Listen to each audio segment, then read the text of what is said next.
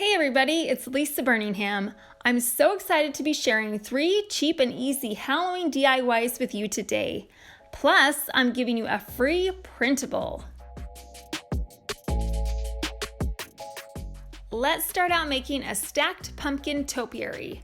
I purchased 3 pumpkins from the Dollar Tree, a large foam pumpkin, a medium-sized velvet pumpkin, and a small plastic pumpkin. I needed to remove the stems from all 3 pumpkins because they were going to be stacked on top of each other. The stems came out really easily. Once everything was prepped, I wanted to paint the bottom pumpkin and the top pumpkin with some black Rust-Oleum spray paint. I placed the foam pumpkin out first and thoroughly coated it in the black spray paint. Next, I did the plastic pumpkin, and again, I spray painted it thoroughly, let them dry, and then I flipped them over and did the bottom portion of the pumpkin. I spray painted them thoroughly, and then I let them dry completely. We also needed a base for our topiary. I got this base at Michael's, and I'm going to put a stain on it. I'm going to stain it in an antique walnut Minwax stain. I got a sponge brush and I brushed the entire base in this stain. Once it was completely coated, I got a paper towel and I removed any of the excess stain. I like to do this because I think that it brings out the wood grain a little bit more, plus it evenly distributes that stain throughout the entire base. Now it's time to jazz up these pumpkins. To the large foam one, I'm going to be adding some gold Dollar Tree tacks. I just simply took those tacks and I pressed them into the foam pumpkin. I spread them out evenly and I love the way it looks. It looks like this pumpkin has a bunch of little gold polka dots all over it. The middle pumpkin, this velvet orange pumpkin, I didn't change the color on it. I left it the same, but I am going to add some white and black swirled ribbons. I'm going to start at the center where the stem originally was. I'm going to add some hot glue in the center. I'll place the tip of the ribbon in that hot glue, and then I will wrap it around the pumpkin, right in that dip. Right where the pumpkin kind of naturally goes in, that's where I'm gonna put that ribbon.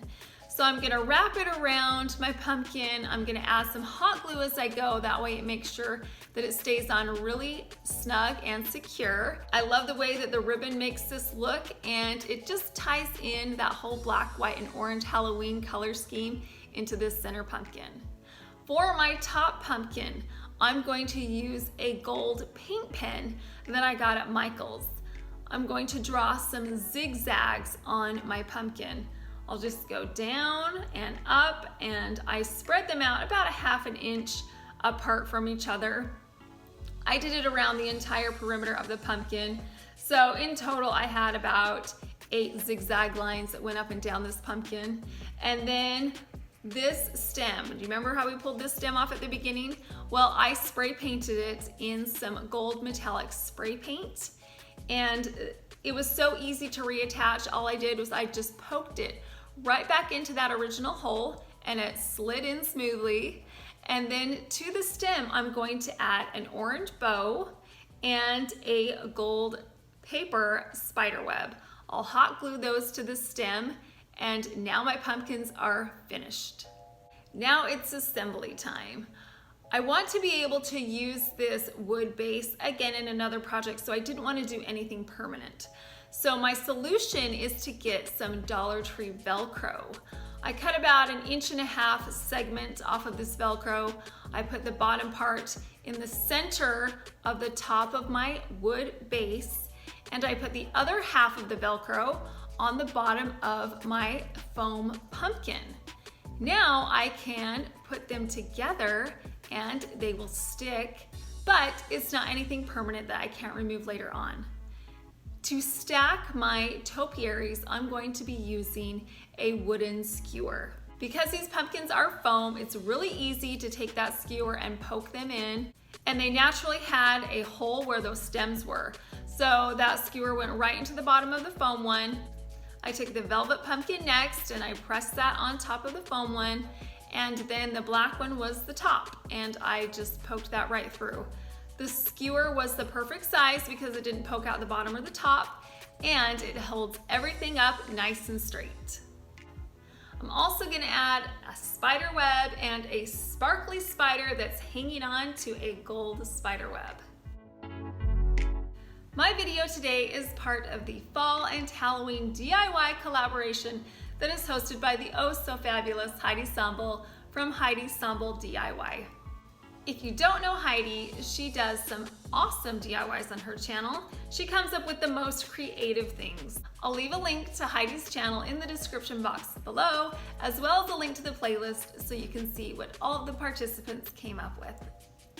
I purchased this large spooky tree at HomeGoods several years ago, and it is one of my favorite pieces to decorate for Halloween every year. This year I'm going to make a banner. I'm going to use some Dollar Tree wood ornaments. First thing I'm going to do is I'm going to stain them. I'm going to use a really dark, rich ebony Minwax stain. It's almost like a black. I got my sponge brush and I brushed the stain on the front side of my wood ornaments. Then I took a paper towel and I wiped off that excess stain. Once they were completely dry, I flipped them over. I repeated the process with my sponge brush and the stain. I painted that stain on there till it was really saturated, then wiped off the excess with that paper towel. And then I let them dry completely. Now there were 5 pumpkins in a package, so I had to come up with a 5-letter word. I chose the word spook, not spooky, we're just spook today. And so to create my letters, what I did was I used my Cricut Maker and some orange cardstock paper. I created the words spook in the lettering that I wanted on my Cricut Maker. I printed it out and I punched out those letters. And then I got some double-sided tape. I put the double-sided tape on the back portion of my letter, and then I trimmed around it so you couldn't really see any of the excess tape that was on the sides. And then I pressed those letters firmly onto my pumpkins. Again, I'm using something that's semi-permanent because if I want to use these pumpkins again for another project, I have that option. I'm using some black and white twine to hang my ornaments. I threaded that twine through the stem of my pumpkins, and now my banner is finished. I hung it on my tree along with some cute Halloween ornaments of mummies and skeletons and bats, as well as some more of those spider webs and some large spiders. This banner is a perfect addition to my tree, and I created it for under $2. Up next is a pumpkin planter box that again is from the Dollar Tree. I'm going to recreate it into a picture frame easel. I'm going to start off by staining it. I'm going to use the same stain that I used before, the ebony Minwax stain, the really dark, rich stain. I got a sponge brush and I painted the stain onto the pumpkin planter. From the back sides, I did the front. All of it was done with my sponge brush, and then when it was fully covered in the stain, I wiped off the excess with a paper towel, and then I let it dry completely.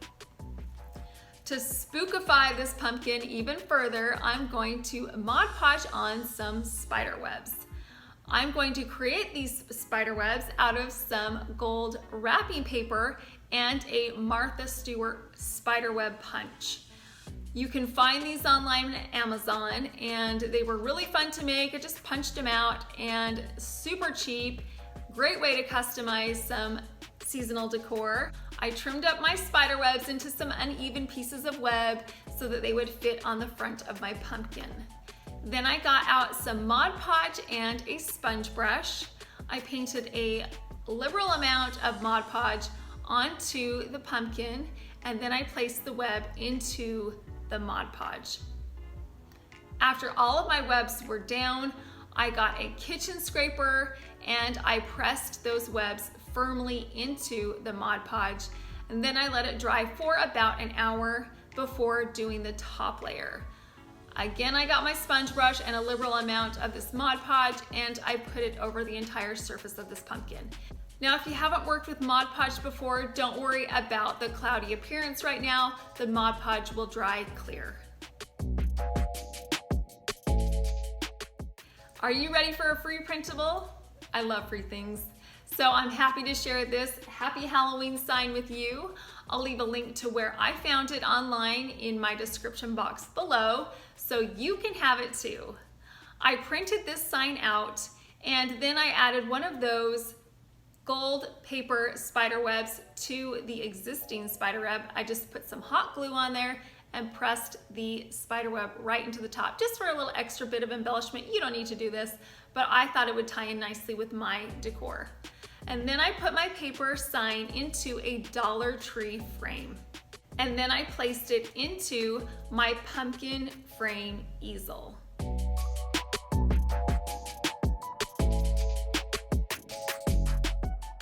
To go along with my easy DIY Halloween pieces of decor, I also have some other items that I have placed on my foyer table.